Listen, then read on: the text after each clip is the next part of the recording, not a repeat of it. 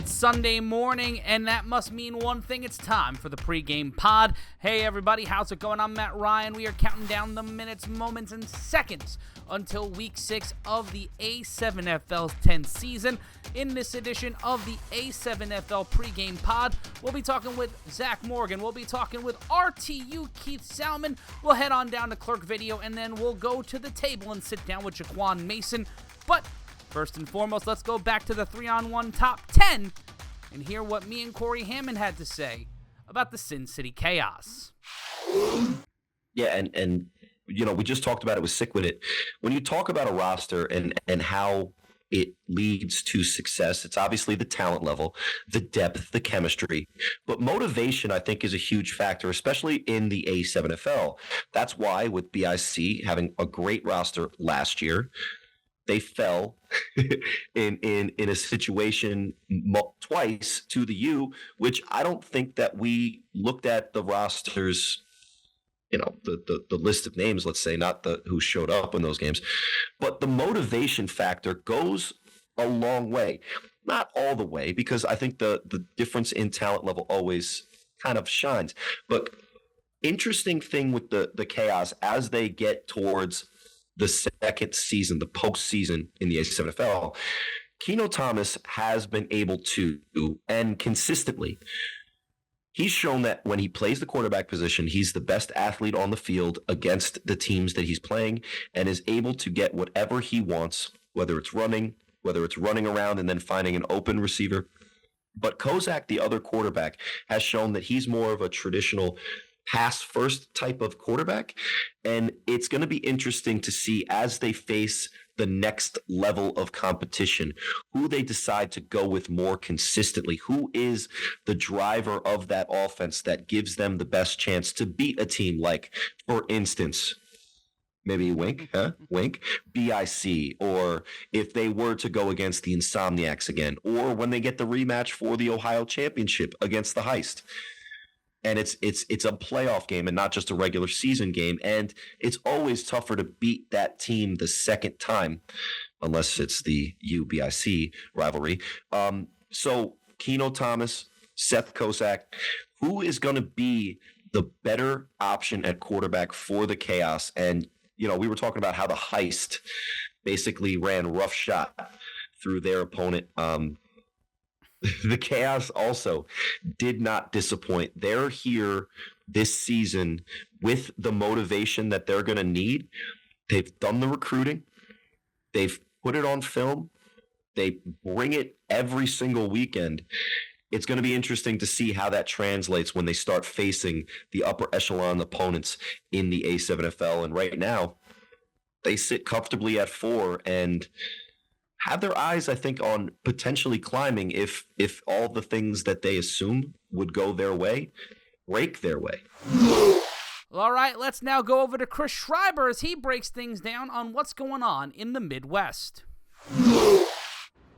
What's going on, A7FL fans? My name is Chris Schreiber, and I am the voice of the A7FL Cincinnati Division, and I'm here to bring you a quick look at what we have planned for Week 6. Not much going on in the Midwest this week other than your A7FL Game of the Week between the Midwest's #1 ranked Sin City Chaos and the Indianapolis Octane. This is a rematch from last week where the Chaos handled some serious business, getting the dub 65-6, but the Octane were without star quarterback Diamond Price and all-around player James Mitchell.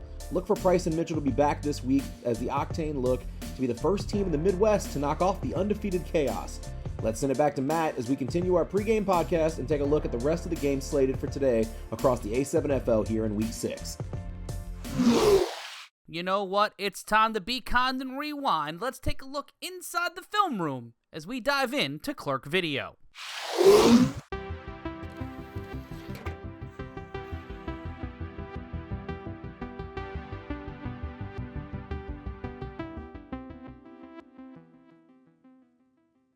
Thank you, Matt. Let's talk about the Northeast. At number 1, we have BIC sitting at 5-0. As of now, they're the best team in the Northeast. It's hard to stop that offense, and that defense gets to the ball. They have a great quarterback in Sterry that has great decision making and barely turns the ball over. He's fast and hard to tackle as well. And that defense flies to the ball. That D-line is crazy. The second you say hike, it's time to run because that whole D-line's in front of your face. At number 2, we have the U sitting at 3-1. Another team with a dominant O-line that will bully you around. With Huff going down and Moon controlling the offense, expect a very run-heavy offense that controls the clock. And if you can't stop the run, it's going to be a long day. The U's D-line is strong as well. A lot of big bodies up front that will bully your O-line. But to me, the lack of speed on the D-line will be their downfall. At 3, we have the Silk City Animals sitting at 3-1. A veteran team led by a young quarterback in DT. And DT gives that team a lot of life. He's a quarterback that'll take off on you, but he looks to pass first, and he has a good arm. He can read a defense. And to me, he's next up. Watch out for that, man, because he will turn a lot of heads this season. I want to compliment the Animals defense, but they give up way too many points for me. They have a good D-line, but them corners always getting beat. You got to do something to fix that up. At number 4, we have the Watchmen, a team that's better than what the record shows. That offense has a 2-quarterback system, ran by Buck and Ace. Buck is by far going off, having a great season. Yeah, the record is 2-2, but pull up tape. See how Buck carves up any defense. That man IQ is up there. And that defense is fast. That D-line is big and fast. No Diddy. But remember what I say now. Come playoffs, Watchmen is a team nobody's going to want to face. For the Buzz, Snow Tribe, and Renegades, you guys need to step it up, man. It's not looking too good for you. The Northeast is stacked, but those 4 teams are the ones you need to watch out for and pay a lot of attention to. And that's all I have about the Northeast. Matt, thank you for having me, and back to you in the shipping container. It's the Pregame Pod. I'm Matt Ryan, and I'm joined with somebody who knows a thing or two about a thing or two when it comes to football down in the DMV.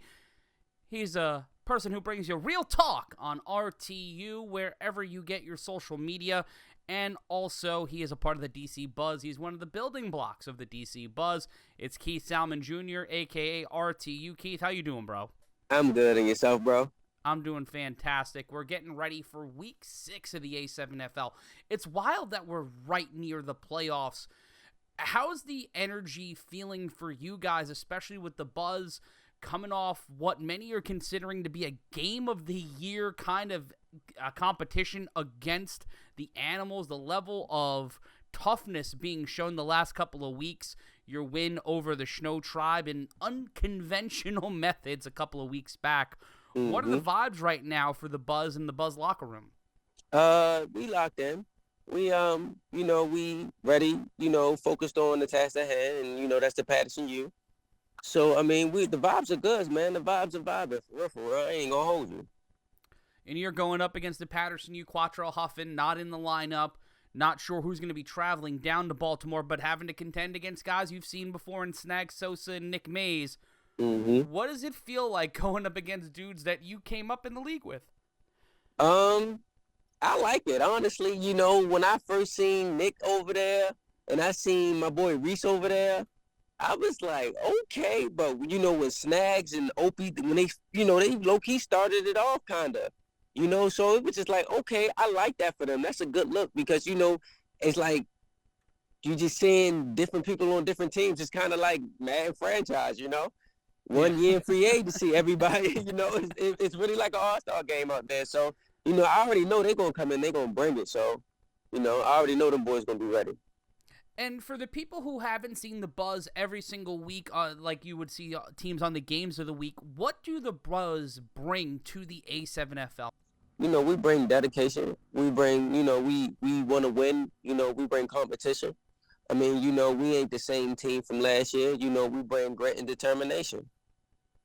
And a lot of that grit and determination is coming on the defense. You guys have been playing some really aggressive defense. You did so against the Snow Tribe, so much so that you scored primarily on defense, only on defense in that game. Mm-hmm. For people who don't know that Maryland style of football, because a lot of people have seen what's going on in Ohio, a lot of people have seen what's going on in Vegas, but not a lot of people have seen in recent years that Baltimore versus Baltimore mentality. Mm-hmm. Those games used to be wars. Mm-hmm. So with the consolidation of Baltimore, when you take a look at a team like the Watchmen, who are looking to go back to the playoffs for the second straight season alongside you guys, mm-hmm. What is it about Baltimore football that always makes you guys a constant threat to try to get your one game away from the championship almost every single year since Baltimore won it in 2018 with the Gators? What is it that gets you guys always 1.5 steps away from the championship? That's a tough one. That is a tough one. I mean, we the type of guys here in Baltimore, we're going to stick around and we definitely play defense down here. Like you say, the defense definitely did that thing. And I'm not even going to hold you. I can't take no credit for that. The credit really go to Lyle Wilkes because he was the defensive coordinator. He was calling everything that game. Him and they drew it up. So, they my guys and the defense definitely held it down. But, once we came in the A7FL, and Baltimore, once we got experience, because we was already playing down here. We was already doing a little town beat thing and all that. But once we started playing, them out-of-state teams, and we started getting experience, it was on. Now we know how to play. We know how to beat these guys, but we just got to beat them now. That's it. That's all. That's just what it is.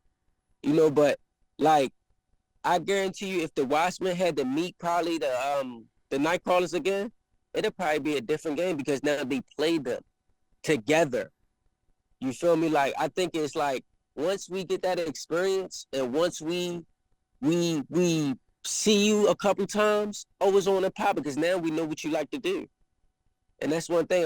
And people will be saying, people in Baltimore, they ain't that smart. But hey, look at OG Buck. Look at John Goss Jr. You feel me? They some play calling, you feel me, dudes. One of the two of the smartest dudes I know playing quarterback. So you feel me? It ain't all that, we got some sense here too. We got IQ too. So, that's just, how I feel about that.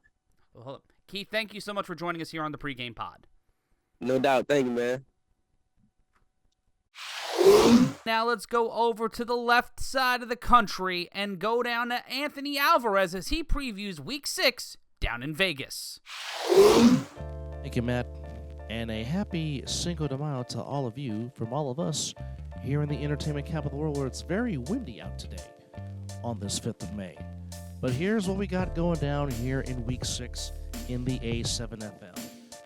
In the first game, over the top, still with playoff dreams, playoff hopes, and playoff aspirations, looking to get back on track with a win against the Pit Bosses, but the Pit Bosses would love nothing more than to play spoiler and shatter their dreams. In the game of the week, really, I don't need to add to this, but here we go anyway. SickWidIt, the Insomniacs, both teams unbeaten. Let's see what gives in the game of the week. In the nightcap, the Force looking to continuing to build off their 2 consecutive wins, looking to add a third against the Las Vegas Gold. Join myself, Schoolhouse Rock Chris Vera, and from the Rainbow Bridge of Asgard, Scott the Viking McCorkle. Matt, back to you. And now before we head to the booth, let's go sit down at the table with Jaquan Mason. Joining us now on the Pregame Pod is someone going from the table to the booth. It is Jaquan Mason. Jaquan, as always, so happy to have you on the pod, buddy. Big week last week in the Northeast, the BIC getting a win over the Watchmen, all but locking up the number 1 seed in the Northeast. The Patterson U with a bye. They're going down to Baltimore this Sunday. But in the Northeast in New Jersey, we have one game. It's the Animals in the BIC, and that is a matchup that I've wanted your thoughts on, Mason, for the last few weeks because we've seen the rise of Rios and Tender. We put it up on the 3-on-1 Instagram page, that comparison between that QB and wide receiver combo. There's a lot of dogs on both sides of the ball for both teams.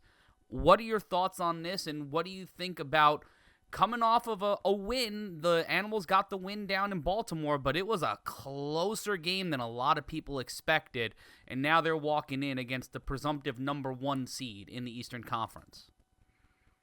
Oh man, I think the Animals actually did a great job, going down into Baltimore and getting a win. It was a dramatic win, but it was a really, really good win. They do have some dogs on their side of the ball, like you said. But me personally, I think BIC should win this game, but I think it'll be a closer game because, like you said, they got that kid Diaz. He is a stud, And I would love to see what the BIC corners are going to do against him and against number 14. And then you got DT, which looking like arguably can be the rookie of the year, but him going down to Baltimore and getting a big win. But you also got Sterry, you also got Ashanti, you also got KK, you also got those what's the kid name from BIC, the corner? He's a stud too. H3 Frazier. Yeah, he's a he is a stud. Yeah, so I'm eager to see Gallimore's having a pretty good season too. Aside from that late hit against the U a couple of weeks back, the corners for the BIC, they've shored up a lot of that defense. And we talk a lot about the U running game, but the BIC running game has certainly stepped up, adding SJ, adding Trey Robinson. Not going to have courage until the playoffs, but it's about getting hot, and right now it feels like the Animals in the BIC are getting hot in the Northeast Division, and other teams are trying to get into that swing. We have SickWidIt and Insomniacs. That basically assures the winner of that game the top seed in the West. Ohio, it's Indianapolis, and Sin City again. We're seeing these teams start to break out and start to show that true playoff season form. What are the things you're expecting, and what are the things that fans should expect from these teams during the last weeks of the regular season when we get into that wild card play-in round in a couple of weeks? I think it's going to be a lot of high scoring because the way I see DT commands that offense and the way he got those receivers running different routes. I see him running combination routes. It's going to be scary for a lot of the defenders. But as you said, as playing corner in this league for a long time, I can honestly say with those two corners that they got on BIC, they're playing pretty much a quality football. So I believe that I don't know. It's going to be a tough game because, as you said, they both get hot at the right time. So I'm going to go with BIC because I'm from Trenton and that's the team that I play for. But don't sleep on the Animals. I think they're going to be a sleeper team, and I think they're going to shock somebody in the playoffs. And I think they can get to a Final Four if DT plays well and those receivers play well. Well, that's Jaquan Mason, and he's got a take that is very fuego, and you can hear those takes on the table whenever he's not holding the Mason cam or just being a fantastic human being. Mace, always great having you on the show. Thank you, friend. Thanks, buddy. It's the pregame pod. We'll be back after this. Watchmen versus BIC, last week's game of the week. The Watchmen and Aubrey Minor, a.k.a. Beefy, streaking down the sideline. Baltimore would strike first 6-0. BIC, though, not to be deterred, off the screen. Look at that play there, trying to create some space on offense. Then a little bit later on, the toss to Stephen Jones Jr. as the BIC would tie it 6-0. Then on the championship point, Sterry Codrington would just roll out and roll in, but Dave Valley with the pancake extra boysenberry jam on that one as he just gets that man up out the club. 7-0, a little bit of an Irish whip there from the defender. The BIC would get the ball back, and then Sterry Codrington would get on his bicycle. The wind was not his friend, so he decided to run against it like Bob Seger, and he would get into the end zone, and I'll put $1 in the reference jar. But Sterry Codrington this year showing a lot of that running ability that we saw in his first two seasons, not focusing on being pass first. He is way more of a balanced attack than we've seen him the last couple of seasons. And then the extra point, the throw, and then it's 14-6.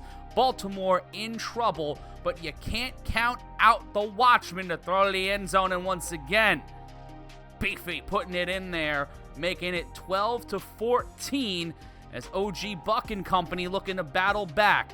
On the extra point attempt, the defense would break down and open up the chain as it would be a tie game, 14-14, midway through the third quarter. But at the start of the fourth quarter, the BIC would answer back emphatically. Once again, Sterry Codrington skiing downhill like he was at American Dream. And then Trey Robinson, the special team specialist, getting another point on the board, 21-14. And the throw by Codrington over the middle. The toss down to that man, Ashante Worthy, keeps the party going, gets it to Kason Campbell, look to throw it back, but no, he finds the end zone and puts 6 on the board to make it a 2-score lead. Movie on that play as well, and then back to Robinson on the extra point attempt. Robinson gets it in there, and the BIC continue to compile their lead. That one going to Jones, who had a rushing touchdown on the day. But this play, inexplicable, unbelievable, can't fathom it. But much like Lord Beerus rising up from a long nap, Antoine Matthews wakes up when it counts, slips, slides, and gives him a kamehameha into the end zone. Touchdown Baltimore, and you see it there again. That's a schoolyard play. That's not something that's supposed to work. If you had that play in Madden, you would throw your remote control out the window. Damn the consequences if you're on defense. But the BIC, not necessarily too scared, even though it's a 9-point lead now. But then the BIC walk another one in.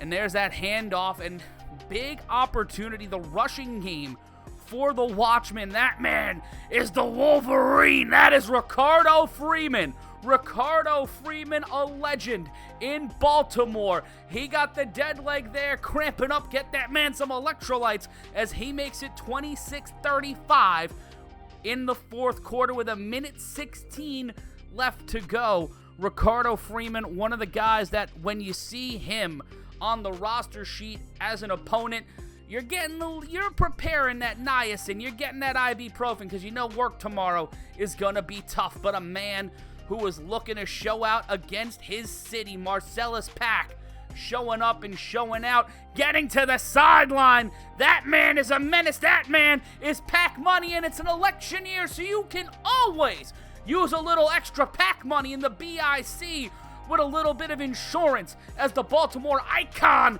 goes from the 20 to the end zone and a 41-26 lead for the BIC. And there's Marcellus Pack, one of the most iconic players to ever come out of Baltimore, joining the BIC this season.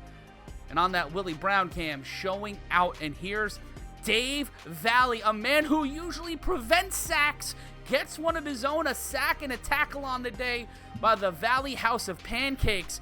Kind of like when IHOP went IHOB. You just, that odd pivot that you didn't expect to happen, but when it happens, you're like, okay, I can see it. I'm down with it. But Dave Valley, number 54, a lot of people thinking he might be an MVP candidate, but getting inside here and getting the quarterback down, what a play and what a show of force by this BIC team as they get the win 43-26 against the Baltimore Watchmen. The Watchmen will be in action in Baltimore against the Snow Tribe at 4 o'clock, and the BIC will play against the Silk City Animals at 4 p.m. right here on A7FL.TV. Codrington was 6 for 18, 102 yards, 1 touchdown. Marcellus Pack, 4 carries, 164 yards, 1 touchdown. And for Aubrey Minor, 3 catches, 2 touchdowns. And not a great day for anybody else on Baltimore, but Rokeem Chaney, 12 for 15, 128 yards, 3 touchdowns as the BIC got the win over Baltimore in our Game of the Week. Now let's get a look at our Game of the Week with Zach Morgan. To say the Las Vegas Insomniacs have owned the Vegas division since last season would be a wild understatement. Behind an offense led by Scooter Hamilton and Anthony Wilkerson, aka RTC, it's been a challenge for a lot of the other teams to even stay competitive with the Insomniacs. But Sunday, the reigning champs will face their biggest challenge of the season so far in the Las Vegas SickWidIt. With both teams undefeated atop the division standings, an upset from SickWidIt would send shockwaves around the league. With A7FL Northeast, I'm Zachary Morgan. Thanks, Zach, and let's give you a preview of what you're going to see across the A7FL today with our A7FL schedule, as it will be our Game of the Week starting at 1 p.m. The Octane taking on the Chaos on A7FL.TV. And then we come back to the Northeast as the BIC will take on the Silk City Animals at 4. And then our nightcap, as Zach and Dub said before, the Insomniacs take on SickWidIt That's at 7 p.m. Eastern, 4 p.m. Pacific on A7FL.TV. Also on A7FL.TV, it'll be the OTT taking on the Vegas Pit Bosses at 1 p.m. Pacific, 4 p.m. Eastern Time.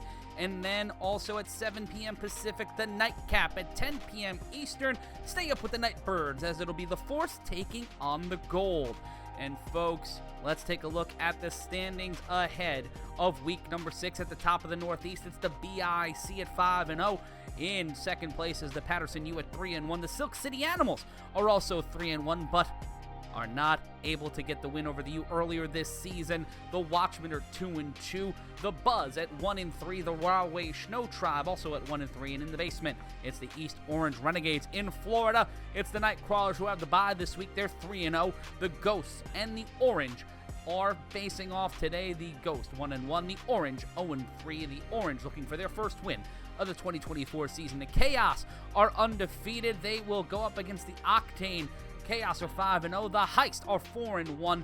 The Crush in third place at 2-3. The Octane right behind them, with that win by the Crush being a determining factor. And then the Volcanoes and Explorers in the 5 and 6 spots, with the Explorers at 5 and the Volcanoes at 6. And finally, in Nevada, the Insomniacs and SickWidIt are the only two undefeated teams in the division. The Insomniacs 5-0, SickWidIt 4-0. They'll face off at 7 p.m. Eastern. The OTT and the Force are 2-2. The OTT in the 3 spot, the Force in the 4 spot. And the Pit Bosses and the Gold are in 5 and 6 respectively, with the Pit Bosses 1-3 and the Gold 0-4.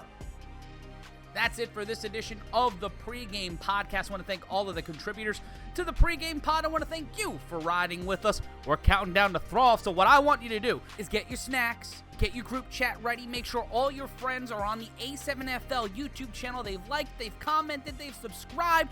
They've also subscribed to the Pregame Pod. But we're done for now. We will see you at 1 p.m. Eastern live from Indianapolis. It's the Octane and the Chaos, the BIC and the Animals, and it's SickWidIt versus Insomniacs. It's week 6, and it starts in a few moments. This has been the Pregame Pod.